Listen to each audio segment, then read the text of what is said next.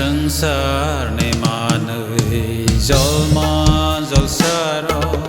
जोंनो फेम लगै दङ वाना माकिरि आमजग माफायो जोंनो चन्द्र ग्रहआव निनि खुरिआव जोंनो तनजादि जोंनो नायख'लै दं दे निनि लामायाव जोंनो थैजादि जोंनो लाम्फुनो जादि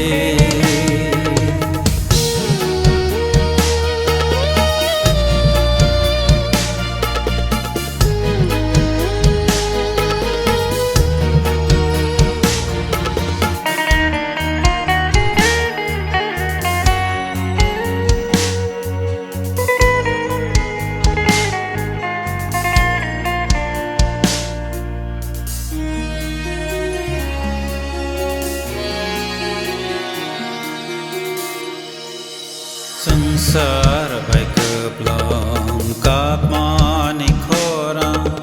थाङो सोबानि खौरां वालाय सुग्लाय बिरमान काग्लैया हामजाक मा खोमा Khabia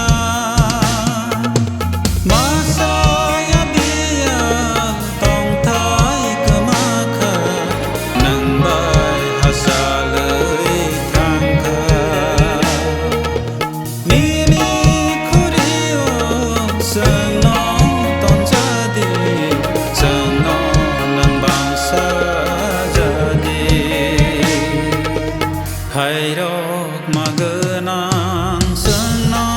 khairok de nini khuriyo tuijade amya nikate rozade lama kolok ma himna sungsia kaslei kelai ma tongo जोंनो yak tolei thejade o maya kenang subrai जोंनो subawei tongde o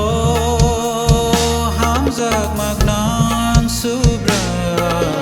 जोंनो khairogei tongde